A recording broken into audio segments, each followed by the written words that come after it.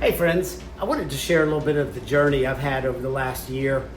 Early in 2024, I read a book that had been recommended to me a few years before, but it took me a little while to go ahead and actually commit to reading the book.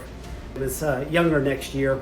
You don't have to wait until you're 55 years old to read the book. If you look at the title and say, this isn't for me, I think it's for anybody who wants to make sure they get ahead of why they aren't feeling well.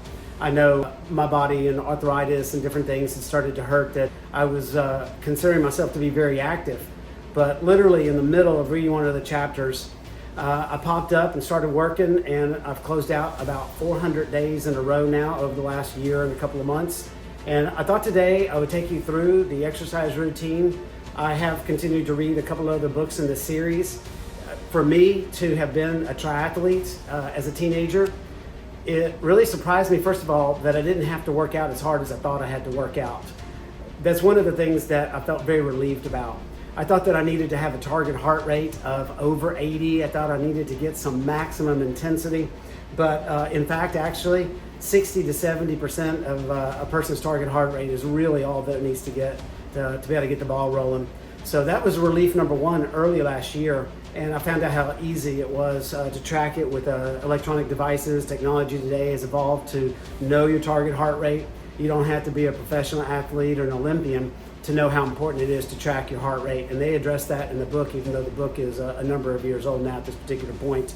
But today, it's right there on your watch. The metrics that show up on your phone are just simply stunning. It's tracking how long, it's tracking your cadence, your pace, your target heart rate, your rate that you're actually getting. So if you just walk around the block, if you run, you bike, it's got so much potential in the app to be able to track your metrics. My strength training, it's not something that I really enjoyed doing. Maybe as a teenager I enjoyed it, but it's not something that I've enjoyed doing over the years. But the second and third book in the series of the Younger Next Year series absolutely makes it clear that strength training is a critical component. And it's not like you have to build a lot of strong muscles, but what it does advocate for is that muscles are part of the entire system. So one of the things you're going to notice as you look around, I did dedicate a room. This was a barn loft that we had. We converted it to a workout room. And as you look around, you might say to yourself, well, that's not for me. I don't have that piece of equipment. I did join the gym a number of years ago, and I have to say that that was very, very important to losing a good bit of weight, to joining the gym, having access to all the resources, but most importantly, the class membership provided an accountability. So every day I made it a very focused objective to make it to that class. And classes do provide an accountability that people are expecting to see you. You want to make sure that you don't let down the friends that you're making at the classes. So don't discredit joining a gym membership, making sure that you go to it, especially the classes. It's easy to join the gym and not go to the gym. I think it's a little bit more difficult to join a gym, start going to the classes, and then all of a sudden stop. Because you'll make friends there, and they'll start to wonder where you are, and that's an accountability that you actually want with your workout program. So we live out in the country now. It's a little bit harder to make it to the gym. I know that's an excuse. Ultimately, you make a decision, you make a commitment to what you want to do. But one of the things I also wanted to share with you in this journey is that this is actually not just a one-year journey. I've always been trying to work and replace a gym that we left over 10 years ago. And some of this equipment is older than that in terms of hand-me-downs, garage sales, estate sales. And so one of the things I want to make it very clear is you don't need a bunch of fancy equipment to be able to do an effective workout. So a lot of these pieces, like we bought this probably about 15 years ago, was our first piece of equipment. We ended up joining a gym anyway, but it was still nice to have it at the house. And little by little, we've acquired a few different pieces. So I'm gonna walk you around in the gym right here and show you a few of the things that I use, and I'm gonna show you my workout routine. One of the first pieces of equipment we picked up was a treadmill. And I think that one of the keys to a successful exercise program is to make sure to avoid doing the same machine over and over. Now, this machine was purchased from a neighbor, maybe upgrading or possibly just getting rid of it for space. People put aside these walking machines for all kinds of different reasons. And it's easy to overdo it on a treadmill. One of the things I picked up from one of the books I read recently was to use an incline of 10 to reduce the impact of running on a treadmill. Next piece of equipment that we picked up was actually quite helpful for me. I've always enjoyed bicycling. It's got a little bit more dangerous to bicycle outside.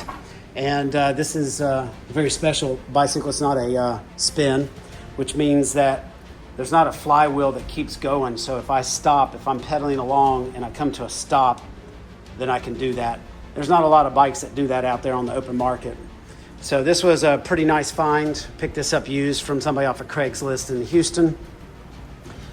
And another piece that we don't have up here is a Schwinn Aerodyne that gives good variety. It is quite the workout. You'll see it on the sidelines of a football game. Athletes use it to stay warmed up on the sidelines. And I got to tell you, just the arms alone are pretty cool. I'll try to include a picture of that since I've talked about it here. Another piece of equipment we picked up was a combo elliptical, both recumbent and also a stand-up elliptical.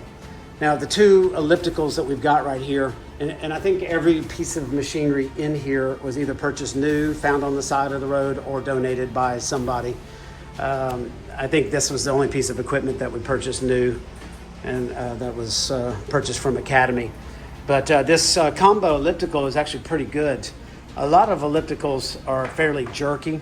This one allows you to kick back the feet pads and sit back in the recumbent chair, which I don't prefer, but my wife does. What I do is I stand on this machine, and just for some variety, it actually gets a really good whole body workout. It's surprising how fast you can get to, say, a 70 or 80% cardio heart rate just by using an elliptical machine. I think it's a little harder to get to an 80 or 90% on an elliptical, but getting 70, 75, 80% is definitely doable. So anyway, that's the gym right here. There's some free weights I've picked up. Some of the stuff I've literally found on the side of the road, which to me is just mind-boggling that people throw it away. Buying stuff at estate sales and garage sales for, sometimes these weights cost several dollars per pound, so it can get pretty expensive. But if you're buying it used at a garage sale, people are dumping this stuff for next to nothing.